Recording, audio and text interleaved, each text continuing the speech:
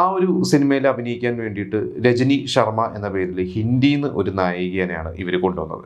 അങ്ങനെ അവർ ആദ്യത്തെ ദിവസം ഷൂട്ടും കാര്യങ്ങളൊക്കെ ഫിക്സ് ചെയ്തെല്ലാം പ്ലാൻ ചെയ്ത് അന്ന് ഷൂട്ട് തുടങ്ങുന്ന ദിവസം ഈ നായികയുടെ കൂടെ അന്ന് നായികയുടെ അമ്മയായിരുന്നു ഉണ്ടായിരുന്നത്. നായികയുടെ അമ്മ അന്ന് ഹോട്ടൽ മുറിയിൽ അന്ന് അവർ മരണപ്പെട്ടു. അത് എന്തോ സ്വാഭാവിക മരണം തന്നെയായിരുന്നു. അപ്പോൾ പെട്ടെന്ന് ഇവരെല്ലാവരും ഷോക്കായി, ഒന്നും ചെയ്യാൻ പറ്റില്ല. ഇവർ ഷൂട്ടൊക്കെ നിർത്തി. അങ്ങനെ പിന്നെ ഈ ബോഡിയും കാര്യങ്ങളൊക്കെ തിരിച്ച് ബോംബെയിലേക്ക് അയക്കാൻ വേണ്ട കാര്യങ്ങളൊക്കെ ചെയ്ത് അങ്ങനെ ഷൂട്ട് മുടങ്ങിയതെല്ലാം കഴിഞ്ഞൊരു ഒരാഴ്ച കഴിഞ്ഞ് ഇവർ വീണ്ടും ഷൂട്ട് ഇവർക്ക് സ്റ്റാർട്ട് ചെയ്യണം. കാരണം പല ഡേറ്റ്സ് ഒക്കെ ഇവരുടെ മാറിപ്പോവും.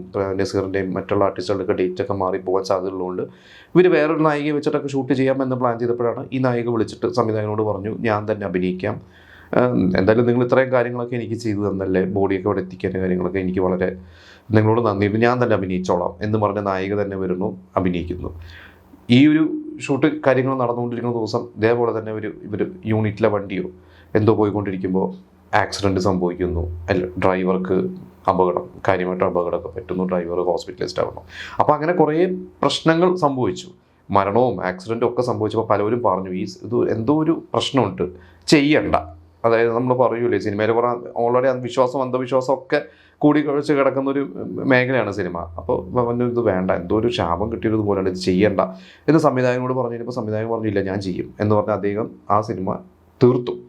ഇതെല്ലാം കഴിഞ്ഞ് തീർത്ത് കഴിഞ്ഞിട്ട് അതിൻ്റെ റിലീസിൻ്റെ തലേ ദിവസം അതിൻ്റെ ഡിസ്ട്രിബ്യൂട്ടേഴ്സും കാര്യമായിട്ട് അവരൊക്കെ സഞ്ചരിച്ചുകൊണ്ടിരിക്കുന്ന ഒരു കാർ ഇതേപോലെ ആക്സിഡൻ്റ് ആയിട്ട് അതിൻ്റെ ഏതോ ഒരു ഏരിയയിൽ ഒരു ഡിസ്ട്രിബ്യൂട്ടറും മരണപ്പെട്ടു.